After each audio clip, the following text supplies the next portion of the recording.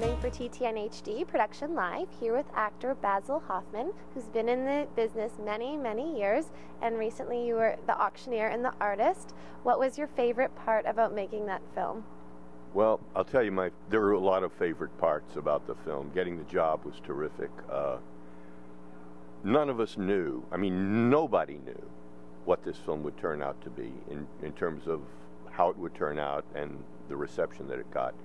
But my very favorite part of this picture was a telephone call that I got about a week or so ago.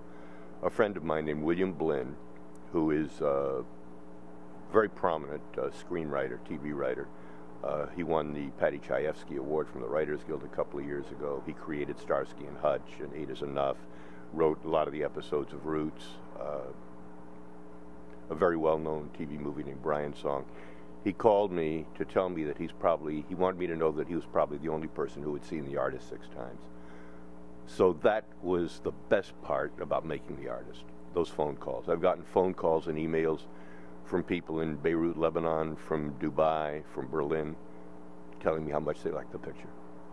What was it like being in a silent film as a different medium that you might be used to today? Well, it really wasn't very different, Katie, from what I do as an actor and from what actors do. For people who will see the picture, the auction scene was an improvisation.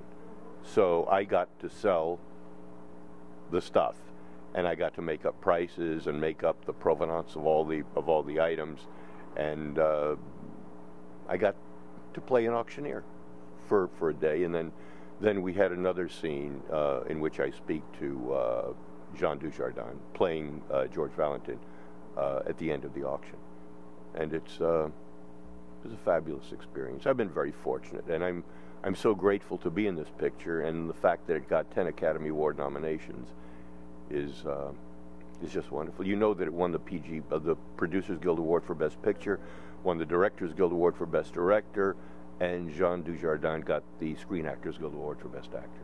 So the picture has done very well, and I'm a happy guy to be in it, and to be getting all these people telling me that they've seen it. What made you decide you wanted to be an actor many years ago? I was in college, Tulane University, an economics major, and I was minding my own business, having a cup of coffee in the university center, and two girls I knew talked me into trying out for a play. And that really is how I began. And I had no interest in it. I said, why would I do that? Why would I even bother doing that? And they said, well, Basil, it's kind of social. It's a great way to meet girls. And I thought, well, hey, sounds right to me. So from now on, Katie, anytime you hear an actor say he became an actor to meet girls, it's probably the truth. Okay. And what advice would you give to an actor coming up? Well, I would say learn your craft. Really learn the craft. If you decide to pursue your career, there really are only two places where you can do that in the United States. Finally, New York and Los Angeles, and ultimately Los Angeles if you want to do movies, because Los Angeles is the movie capital of the world. And people say, well, you know, they do movies in New Orleans, they do movies in Virginia, they do movies in a lot of places. Yeah, but you have to have your career start here. When you really decide that you are entering the business. I do advise actors, wherever they are, small towns, any place in the country, act as much as you can. Act in high school, act in college, do community theater, read for local commercials if you can. Get as much work, because ultimately you're going to have to make a decision to maybe give up a lifestyle to move to New York or Los Angeles to really pursue a career. And when you audition in New York and Los Angeles, you have to know, no matter where you are in the business, the chances are that some actor who is auditioning for that role, actor or actress who's auditioning for that role, may be the very best actor in the world at that age. And if they're not in Los Angeles or New York, where are they? So actors have to realize that the competition is tough, but you have to learn to love the business, love the craft, and pursue it and be persistent. And go after the people who will hire you. Don't be so interested in finding agents. Find the producers and the casting directors and the directors. Those are the people you really need to meet. And you're staying very busy these days. What do you have coming up next? I have a picture that I've completed called Geezers, which is, it's like Animal House in a retirement home. And I'm the bad boy. I am really the bad boy.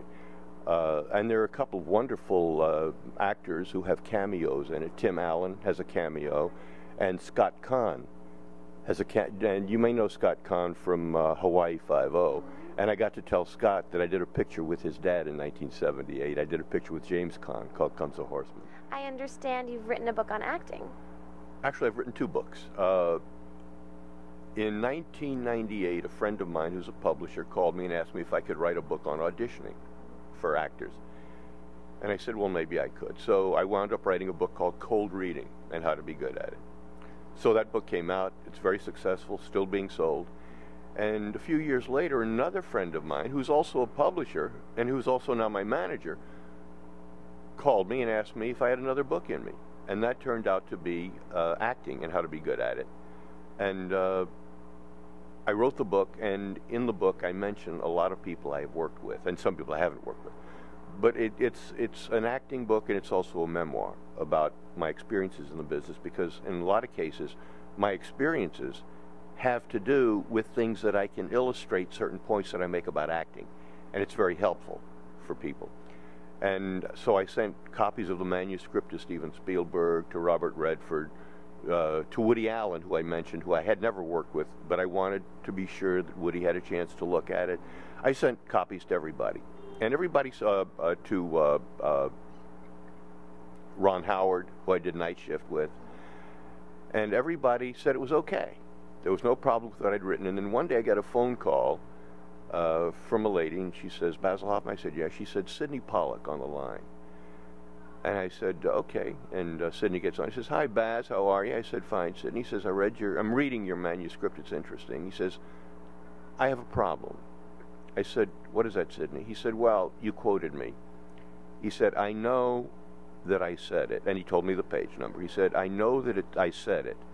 But when I read it, it sounds so bloody arrogant. And Sidney could have said, Basil, don't use it. But he said, can you say it differently? So I gave him a couple of options. He said, that's fine. And he said, what a classy guy. Yeah. Because he could have said, don't use the quote. And then he said, I like what I've read so far. I'm going to finish the book. He says, and maybe I'll give you something you can use in the book. And he wrote the foreword. He said, I'll give you, he says, it's not going to be very long because I don't like to write. He said, but I'll give you, and it's the best 4 lines anybody ever wrote about me or about my book or anything else. And I was blessed. And then Sidney passed away after the first edition came out. So when I did the second edition, I had a chance to write a little tribute to Sidney. He was a sweet guy and a fabulous, fabulous director and a fabulous person. What did you learn about yourself while writing these books? Well, I learned that I knew much more about acting than I thought I knew. And I even say now that my book is a better actor than I am. And sometimes I read it to remind myself of stuff that I need to do. I think it's a wonderful, easy-to-read book about acting, and it's straight ahead. It's very, it's non-psychological. It's non-mechanical. It's just a book about the way actors act and the things actors need to think about. And it's very specific, and it's a worthwhile read. It's very successful. It's doing very well. It's available at a lot of bookstores.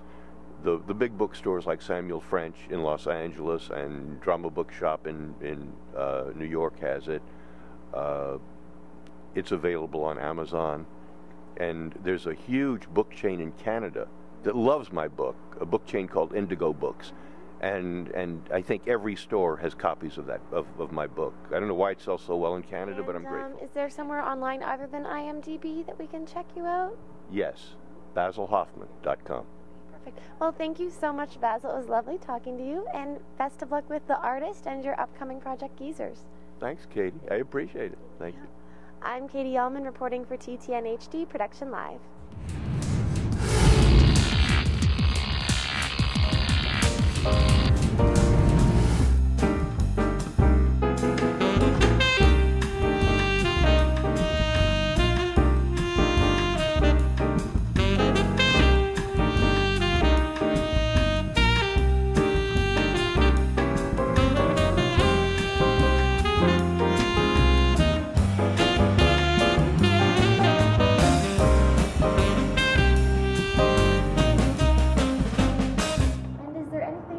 like to add? One more thing.